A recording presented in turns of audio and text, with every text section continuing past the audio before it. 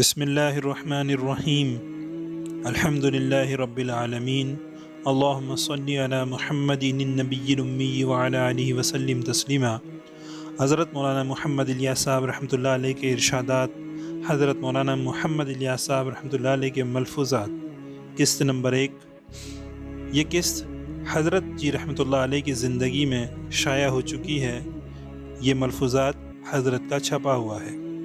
فرمایا، انبیاء علیہ السلام کی امتوں کی عام حالت یہ رہی کہ جوں نبوت کے زمانے سے ان کو دوری ہوتی جاتی تھی، دینی کام، عبادت وغیرہ اپنی روح اور حقیقت سے خالی ہو کر ان کے یہاں صرف رسم اور رواج کی حیثیت اختیار کر لیتی تھی، اور ان کی ادائیگی بس ایک پڑی ہوئی رسم کے طور پر ہوتی تھی۔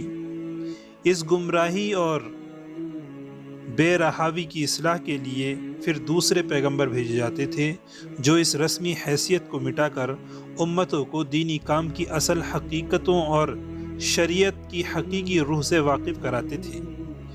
سب سے آخر میں جب رسول اللہ صلی اللہ علیہ وسلم بھیجے گئے تو اس وقت کی جن قوموں کو تعلق کسی آسمانی دین دھرم سے تھا، ان کی حالت بھی یہی تھی کہ ان کے پیغمبروں کی لائی ہوئی شریعت کا جو حصہ ان کے پاس باقی بھی تھا تو اس کی حیثیت بھی بس کچھ بے روح رسم و رواج کے مجموعے کی تھی۔ انہی رسموں کو وہ اصل دین و شریعت سمجھتے تھے۔ رسول اللہ صلی اللہ علیہ وسلم نے ان رسموں کو مٹایا اور اصل دینی حقیقتوں اور حکموں کی تعلیم دی۔ امت محمدی بھی اب اس بیماری میں گھر چکی ہے۔ اس کی عبادتوں تک میں یہ رسم آ چکی ہے، یہاں تک کہ دین کی تعلیم بھی جو اس قسم کی ساری خرابیوں کی اصلاح کا ذریعہ ہونا چاہیے تھی، وہ بھی بہت سی جگہ ایک رسم سی بن گئی ہے۔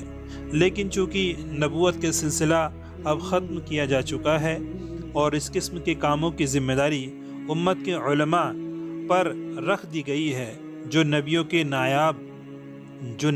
کے نائب اور جانشین ہیں، انہی کا یہ فرض ہے کہ وہ اس گمراہی اور خرابی کو ٹھیک کرنے کی طرف خاص طور سے دھیان دیں، اور اس کا ذریعہ ہے نیت کا صحیح ہونا، کیونکہ اعمال دینی کام میں رسمیت جب ہی آتی ہے جبکہ ان میں للہیت، اللہ کے لیے ہونا اور بندگی کی شان نہیں رہتی، اور نیت کے صحیح ہونے سے اعمال کا رخ صحیح ہو کر اللہ ہی کی طرف مڑ جاتا ہے، اور رسمیت کے بجائے ان میں حقیقت پیدا ہو جاتی ہے، اور ہر کام بندگی اور خدا پرستی کی جذبے سے ہوتا ہے۔